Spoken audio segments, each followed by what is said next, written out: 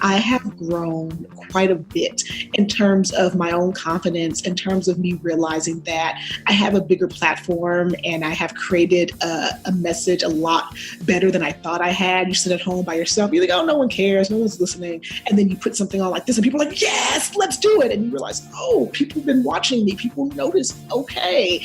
And so that's helped just fill in those spaces where maybe I was doubtful of my impact in the world and my message. This is Rebel Therapist, a podcast for entrepreneurs who are trained as therapists and who want to level up their businesses, make a bigger impact, feel fulfilled, and be very well paid. I'm your host, Annie Schusler. This week, I'm talking to Mercedes Samudio, a therapist, author, coach, and entrepreneur. She's creating the Diversity in Parenting Conference, which will happen in September of 2019 in Anaheim, California. Today, you're going to hear how Mercedes created this straight from her passion. She saw a need and realized she needed to fill it herself by highlighting many brilliant voices we don't hear from enough. As you're listening, think about your own business and life. What are the brave moves you're considering? Where is your voice needed? Welcome, Mercedes. Thank you so much for being here again. Thank you so much for having me. I'm excited. Me too. So last time it was episode 36, and we talked about your coaching business and your book, Shame-Proof Parenting. Mm-hmm. And now I was just so excited to ask you back to talk about your conference. Yes. So, and it's called the Diversity in Parenting Conference. Is that right? Correct. Okay. So, all right, I'm going to start us off by, if this is okay with you, by reading a quote that you posted on Facebook the other day. Okay. That was so powerful. And so you said this isn't from you, but it fit with what you were going through. So it says, 2018 taught me to stop aspiring to sit at tables where I have to bring my own chair, squeeze in between folks, and repeatedly have to convince others why I should be there. I learned to build a new table. I hope you learned the same. Mm. So will you talk about like what moved you about this quote and maybe even how it relates to the conference? Yes. When you read it again, I actually just felt the same way I felt the first time I saw that quote, which is this kind of call to really challenge myself to do just what that said. Right? To stop trying to force myself into spaces where I've been told repeatedly I don't belong. And I think sometimes we think about professional spaces and we kind of just go along with the flow because that's how it's always been and that's just what everyone has always done. And I think for me in 2018 especially, and in the field that I'm in with the niche that I work with, I was just tired of it. I was tired of just seeing the same types of people being asked to speak. I was tired of seeing the same types of topics being shoved and pushed in front of us over and over again. And I thought, we need to do something different, right? Somebody needs to do something different. And I was like, oh, I'm that somebody. I can do something different. I can look out in the world and see where do I have my expertise and my confidence and my message built. And for me, it was in the parenting world. And as you know, the parenting world is usually predominantly showcased and experienced, and all the experts are usually white women, right, who are talking about parenting. And I thought to myself, aren't there other groups of people who are also parenting in the world? And the answer is yes, right? They're not all heterosexual white women. You know, they are so many different ways in which people parent. And I even get frustrated sometimes when I don't see more men in the parenting world because we need to showcase that men and male identified individuals also show up in their families and also have a different energy and expression that children need to see as well. And so again, as I was swirling all this in my head and seeing on my social media feeds, conference after conference, online webinar after online webinar, doing the same thing, I was like, okay, I'm just going to do something. I have no idea how this is going to all come together, but I'm going to put it together and we're going to go and let's just see what happens. And that was the foundation for the Diversity in Parenting Conference. Wow. And when you decided, how long was it from deciding to starting to take it public and, call for speakers and all of that stuff? Literally really quick, which is how I know I was in alignment with the message. I don't know how people are spiritually, but I was in alignment with source, right? I was in alignment with the universe, where in October, I was starting to feel this, October of 2018. I announced it in November, and I was like, all right, we're doing it. And I announced this call for speakers to be done. And that ended in the end of December of 2018. And then ever since the beginning of 2019, I've been kind of hitting the ground running. Let's go, let's do it, let's put it together. And I've been so inspired by the energy behind it, and also by seeing how, like, when you were calling for speakers, you were really doing it differently. Like, you were really saying, if you're not sure that you've got something to say, you've got something to share, but you're not sure if you're the kind of person who speaks at a conference, like, please apply. Yeah. Yeah. Because I think and this is hard for me to say, because I think I've learned from the heavy hitters and the big names. My whole framework for parenting has come from their work and their research. And so I don't want to pretend like they don't have any impact. They do. But at the same time, there's always going to be a new generation. There's always going to be new people coming up. And we've got to be more open and flexible with saying, even though this person hasn't spoken at a conference before, how would they get the experience if we don't let them, right? To always say, okay, let's have Annie and Mercedes do it. Where it's like, great, yes, we're probably used to it and thank you. But what about the people who really deserve and need that chance to speak on a stage and say, hey, I've got something to say. Mm-hmm. Right. And people deserve to see that. So yes, we can have big names and we can do that. But I think that we also need to look and say, who's coming up? Who's doing that new research? Who's taking that big stuff and paring it down to be culturally competent, paring it down to talk to more identities and more people? Who's doing that work? And that's who I wanted to really showcase in this conference. Mm-hmm. Yeah. So it's like, who's doing work in their community day to day, coming up with new ways of working, new ways of thinking that we don't get to hear about. Yes. Yes. It's like kind of like what I think a lot of millennial, like 20 somethings are dealing with right now, which is the idea of, you need to have experience before we give you this job, but we won't give you this job without the experience. So you never get the experience. It's kind of that cycle of foolery that people are always dealing with. And I feel that way with conferences, where it's like, oh, we can't give you this platform because you've never spoken before. But then we don't let you speak, so you don't get any credentials or any practice speaking. And so it's like, come on, people, we've got to be a little bit more flexible and open. And we've got to see that even if you haven't come up with a brand new piece of research, that you're out here using the foundational research in innovative ways to reach more people. And that is also worth something. That is also influential as well. Mm-hmm. Yeah, it seems like there's something about being published already or being in academia that often gets privileged at conferences. Yeah. And then going back to that table, a lot of times people of color and other identities are kind of left in the dust when it comes to academia and being published. We've got to find our own ways to do it. And so if we can't even get in the door to do it, and that's what's coveted and given privilege, then how do we get it? How do we get in there? And so it goes back to that idea of, okay, let's build our own table. And not to do it in a divisive way, right? We're not doing it out of anger, out of spite, out of revenge. We're doing it because we want to show you that at this table, we are all influential. We are just as important. We are just as influential in this world. And we deserve a space also to talk about it. And people deserve a time to come and listen to us and hear us speak about these things.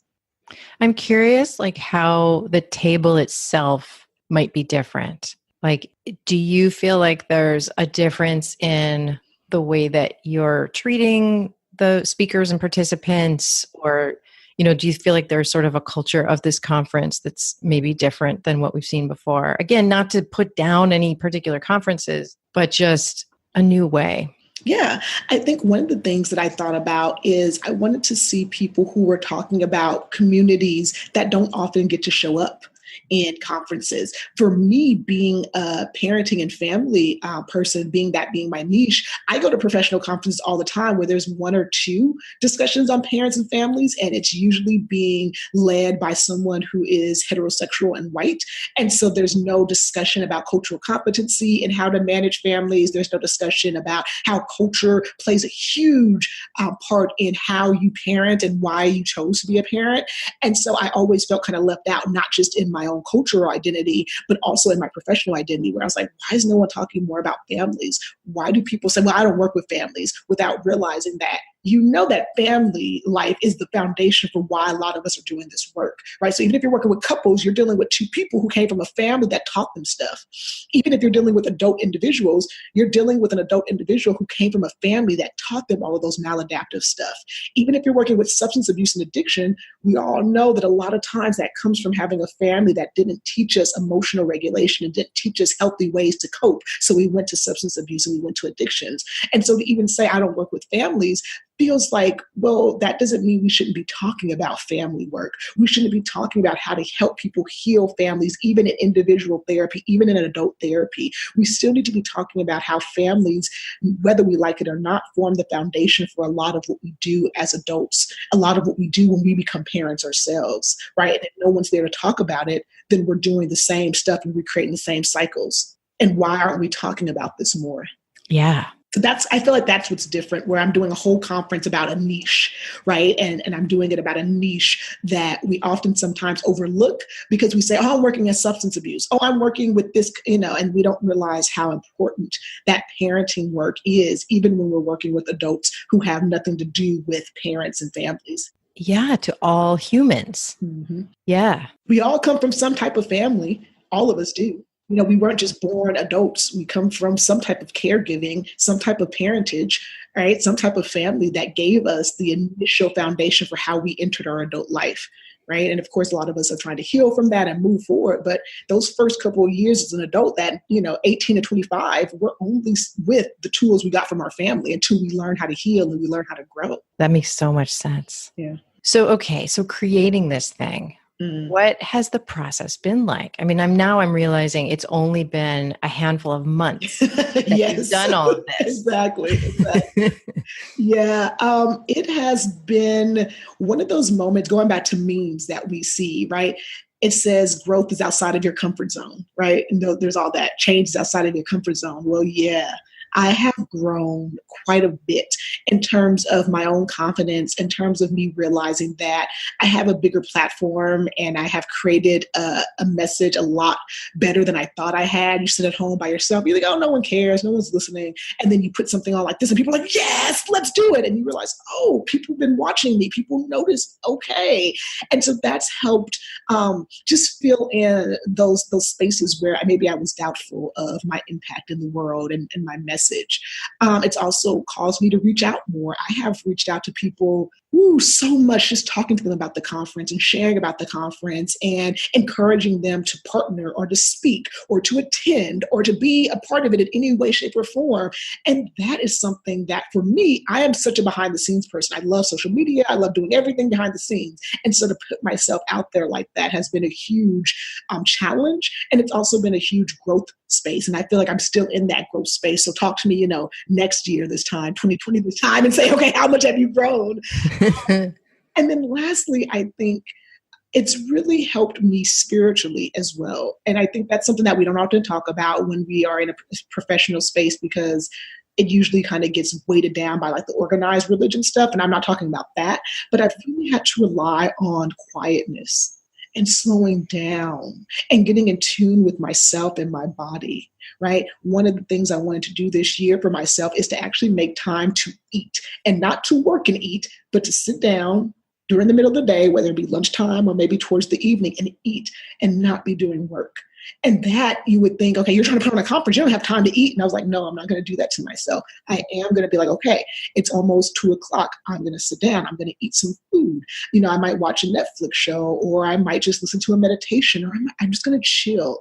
And those moments I think have really helped me spiritually too. It's helped me to put me in the space to actually have this type of undertaking where I can really sit with myself and get quiet and really reassess my goals and really look at how I want to do things. And so in all these different ways, I feel like this conference, when it succeeds, because I'm going to put that positivity out in the world, I will have been better for it, not just on the surface of having a successful conference, but also as a human, learning more about myself and growing, right? Both I think they're both happening at the same time.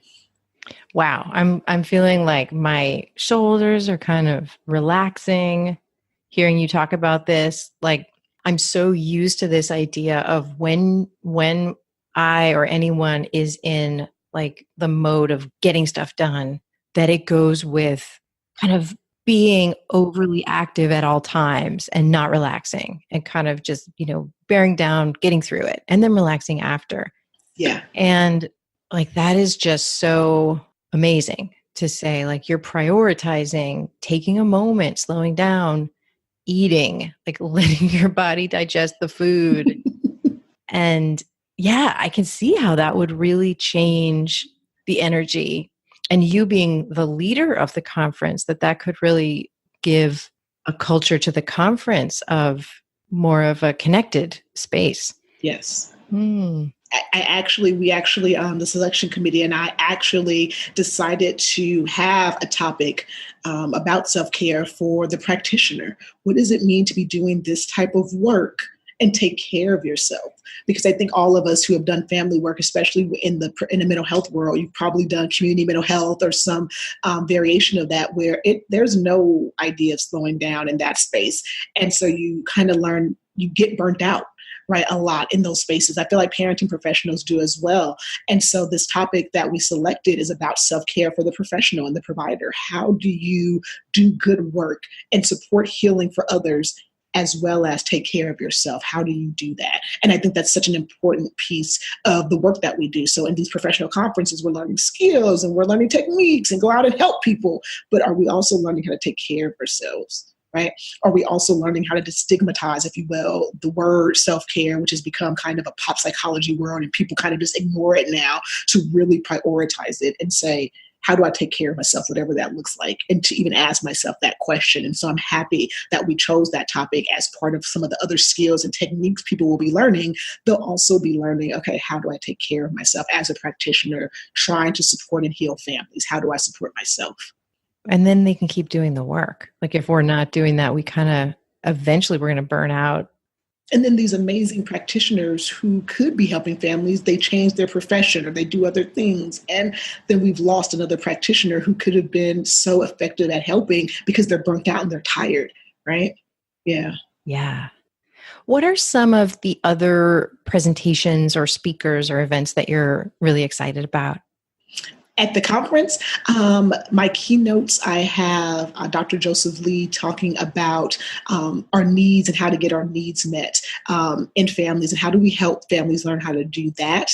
I have one of my keynotes also talking about how to actually support families who are queer identified or trans identified, because I think there are a lot of families who have that in their life, whether it be in the parenting level, that's how the parents identify, or be at the children who are coming out and finding themselves.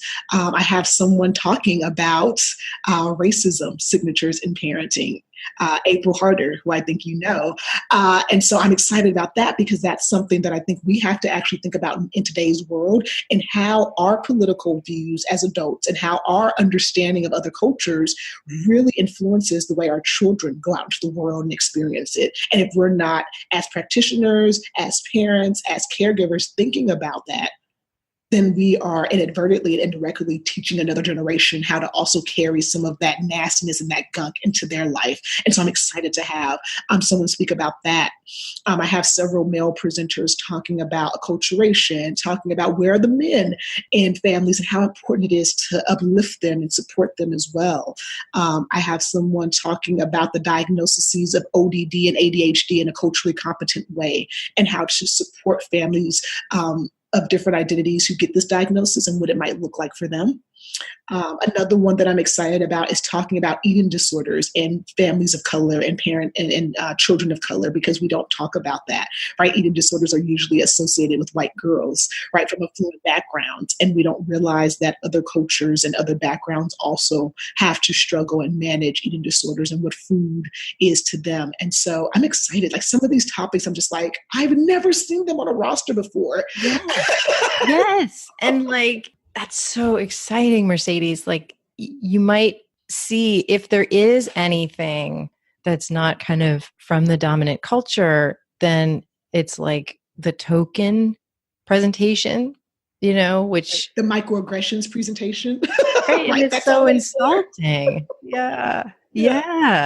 Yeah, exactly. And I feel like that's what happens a lot where we ask people of color to come and speak, but we say, can you talk about being Black? And it's like, can I talk about something else? I actually do parenting. I actually don't talk about what it means to be Black. I talk about how to help parents. They're like aghast, like, oh, you don't want to talk about microaggressions. It's like, I don't, because that's not my wheelhouse.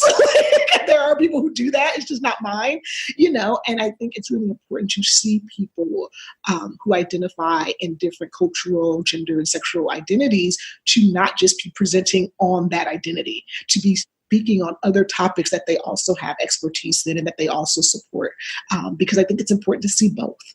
I definitely don't want, a Latino person talking about the Black experience if that's not their thing, but I definitely want people to have that space to say, I am Latino, I am Latinx, and I speak about this or I speak about that. I don't want to just talk about, being Latino or Latinx, right? And I'm like, thank you. I appreciate that. Like, please show up in this world. And again, for me, I'm really huge on pushing people to share their message. Don't think because I'm not, the big people and the big marquee names that your message isn't important, because it is. My thing is always someone needs to hear your message with your voice, your experience, and your story to finally get the courage to heal themselves, right? And so if you don't talk about it, and if you play small, and if you never speak up, that person never gets to hear it from your point of view. And they never get to see themselves identified in your story, right? And they never think that they are worthy enough to heal. And so that's why we have to have more voices and more diversity in these stories and in these interventions and in this world, because sometimes people need to hear it differently to know, okay, now it's my time to move. Now it's my time to heal. And so if someone's having like imposter syndrome or taking in messages of like, oh, well, someone else is, more famous who likes to talk about this, then that really prevents someone hearing them who absolutely needs to. Right. And again, I'll go back to what I said before. I have benefited greatly from the Brene Browns and the Dan Siegels and the Irv Yalom's. Like, I've benefited greatly for them. And I've also benefited from having just conversations with my colleagues who are doing this work too, right? And listening to them and the ways that they have taken those big concepts and pared it down for their identity and their clients and their community and their culture. And I've learned from that too. And I think we have to be flexible in saying, yes, we need the Irv Yalom's and we need the Esther Perels, we need the Brene Browns, yes, because they put it in the forefront and they make everybody stop and listen.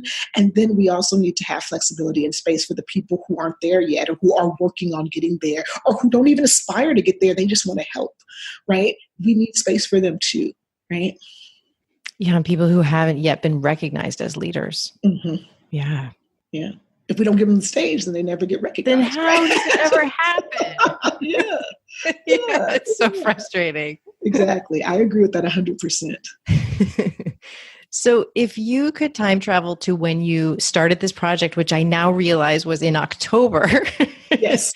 So recent. 2018, yeah. What would you tell the Mercedes of that time? I would say to her that it is going to kick your behind, and you are going to learn some things about yourself you thought you had cleared. Keep going. Keep going. Seriously. keep going. It's going to work. You're going to be fine. Keep going. It's worth it. Yep. What's been most surprising about this process?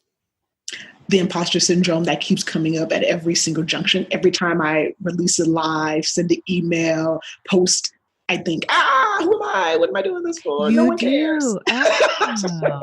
I'm so glad you said that, because I don't think that I wouldn't have guessed that. Yeah. Even though I know that's what happens for everybody when they're doing something big, I wouldn't have guessed that. So that's just so normalizing. That's what I meant. That's what I meant when I said, like, you're going to think, oh, I've cleared that. And then here it comes. You haven't? You're like, okay, let's work on that some more. Yes. How do you keep going? Like, how do you keep going when that does come up? I reach out to people. So I definitely have a core group of colleagues that know, they've known since I've started that this is what I was doing. So I'll text them, I'll talk to them, I'll say, hey, I'm feeling like, what am I doing? And they'll give me some encouraging words, and they'll be open. They'll share with me what they think. My husband knows what's going on, so I talk to him.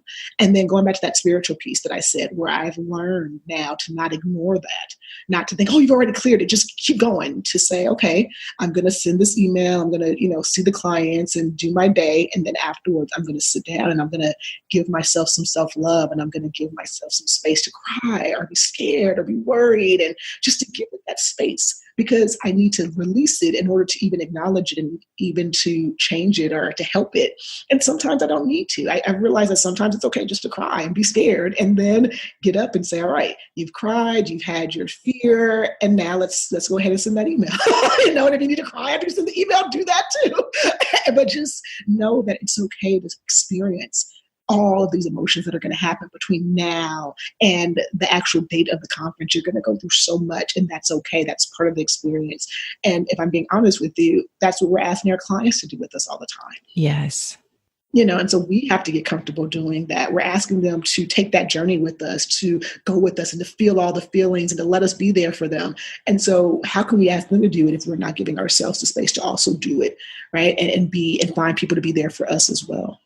Yeah. And really letting people be there for us, like letting ourselves be vulnerable and say, like, I'm so scared right now. I don't remember why I thought this was a good idea.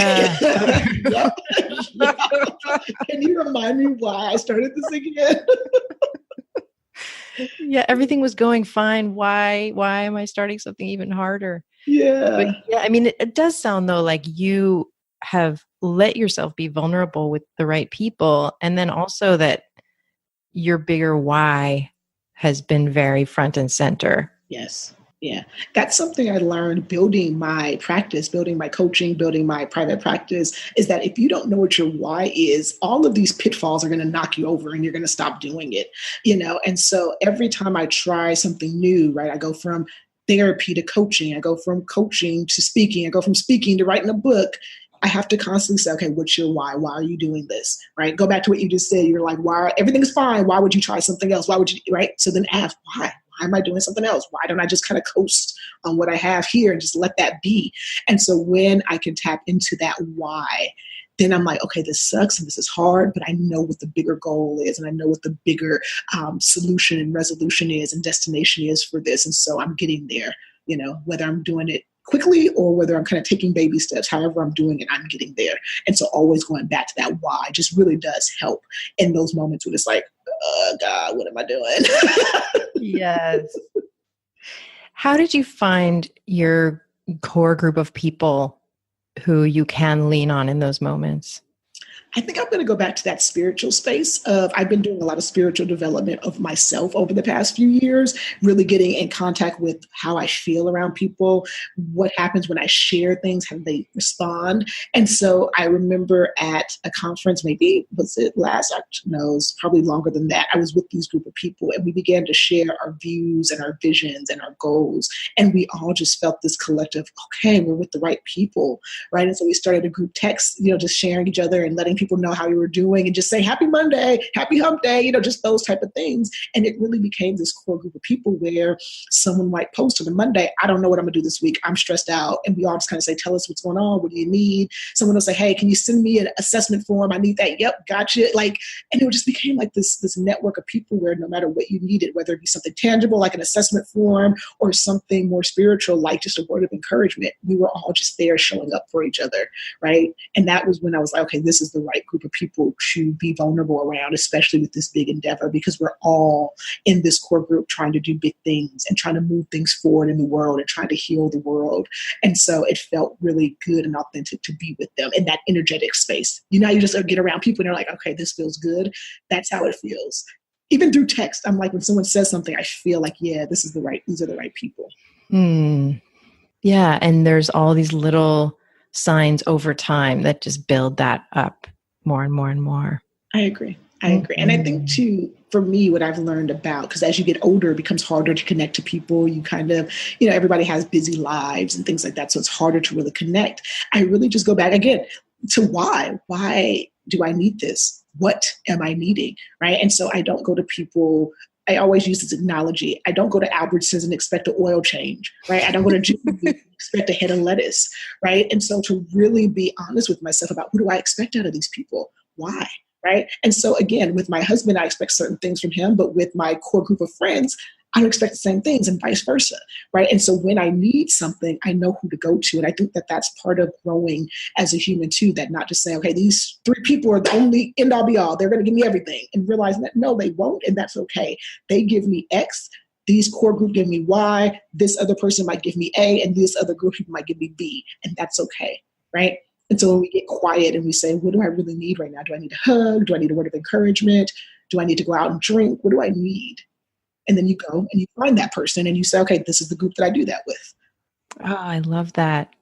Yeah. My wife will often say, like, when I'm talking about a work thing and I'm like, it's okay if I just keep talking about work for a while. And then sometimes she'll say, like, am I saying the right thing? Mm-hmm. Am I responding right? And I'm like, yeah, don't worry about it, because yeah, you're responding as you, which is perfect. And now I'm going to also go talk to what I call my work wife and, my other people. Yeah. And I think that's important for us to realize, especially as we get older. Like when you're a kid, you just kind of play with whoever is available to play with, but as you get older, you need to be more intentional about who you're sharing yourself with and how you're sharing yourself with them and why.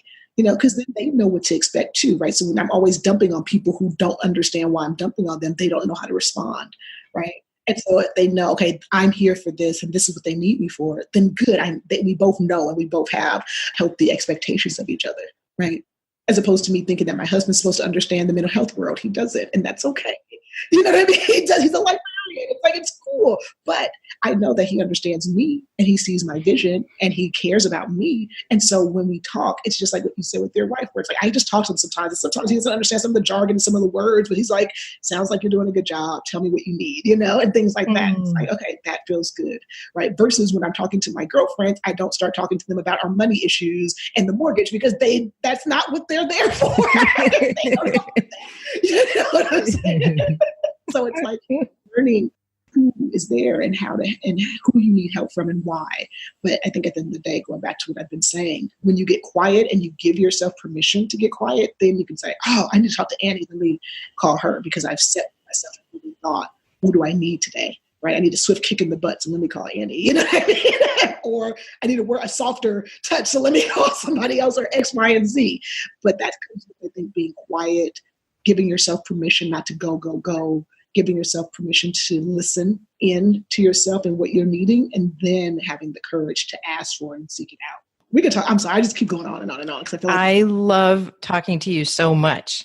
I love it. It feels like it's like nutrition. Yeah. So people want to go to this conference. What do they do? Like, what's the first step to learn more and register? Yes. So the best way to learn more and register is to go to diversityandparentingconference.com. That is the hub for everything. We're also on Instagram as Diversity in Parenting Conference as well. And then if you want to connect with me on Facebook, you can just find Mercedes Samudio, and we can connect that way as well. But the starting point is the website, where the tickets are on sale right now. You can learn about the speakers. You can learn about the schedule. We just got approved to offer NVCC credits, CE credits for master's level mental health clinicians. So I'm excited. Oh, that's great. Yeah. That's great. How many hoops did you have to jump through for that? Is that a big process? It's more of really talking. I mean, it's really about looking at the application and asking yourself, why is this CE level credential? Like, why is what you're trying to present CE level applicable? And so when you're going through the process, it takes some thinking, it takes some understanding of what you're teaching and the objectives and all that stuff, the research behind what you're teaching. But usually once you submit it, they will go through it, and they are definitely fine-tooth combing it, and they'll share with you any edits or any things that you need to update on. But I think for me, it's another process of learning, why am I doing this? Why? What do I want to do? What's my bigger goal, right? Why do I want to offer this? And so going back to that, I think helped me to get through that application process, because I understood the objectives that I wanted to share, and I understood why master's level clinicians needed to be able to get this training and get this support, right? And so all of that goes back to why, which I'm sure you're very, used to talking to people about, right? Your why are you doing this? I think anytime you're doing something, even with this type of application, is like, okay, why am I doing this? And why should someone earn CE credits from my program? And then that's what you put in the application. Excellent. Yeah. And what are the dates? It's September 13th and 14th of 2019 in Anaheim, California. Amazing. I think for me, what I would love to just see is for people to support the conference, right? We can't, like we've talked about, we can't have a change if people don't support it. And so take some time out, go to the website, see if it factors into your training goals, your training budget for the year, see if it factors into your travel ideas and plans for the year, and come attend. Even if you're like, I don't work with parents and families, think about the foundations of the people you do work with and how their family life and their family of origin gave them some of the issues and some of the things that they're trying to work through with you, right? And see how this conference can maybe enhance that piece of your understanding for that particular individual. Yeah. Oh, and are you speaking at the conference? I am. I will be speaking on the 14th as one of the keynotes. I'll be talking about the parenting identity development model that I've created, where we talk about how does a parent develop their identity and their role in the work that they're doing with their child. Oh, beautiful. Okay. Oh my gosh. Thank you so much for this. Thank you so much for having me. Yeah, I'm excited too. Thanks for listening. Mercedes left me feeling lifted. She's really willing to lead with strength and vulnerability. It's a combo that just feels so good to be around. And I know I said talking to her felt like nutrition, which is kind of weird, but it's really true for me. Like, I've had a really satisfying meal in talking to her. I am so excited about this conference and everything that Mercedes is going to do.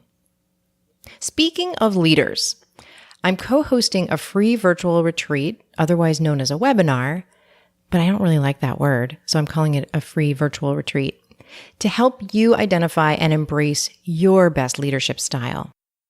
This is going to happen on Wednesday, February 20th. It's going to be at 9 a.m. Pacific, 12 p.m. Eastern. My co-leader is Rebecca Wong, an expert in mindset. We're going to dive into discovering your best leadership style. We'll explore questions like, who are you when you are at your strongest and most powerful? What beliefs about leadership might be holding you back? Do you believe you've got to be a different kind of person than you are to be an effective leader? And, spoiler alert, you don't. Come join us to shed what's not working and move towards embracing your best leadership style.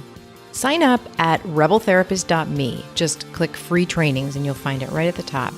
Or go to the show notes for today's episode, where you can also register for the Diversity in Parenting Conference at the same time. All right, I'll see you next time, which, by the way, will be 2 weeks from now. I'm going to an every other week schedule going forward. And this is a life balance move that's really great for me and for my family. And I'll probably be talking more about that choice. Okay, I'll see you then.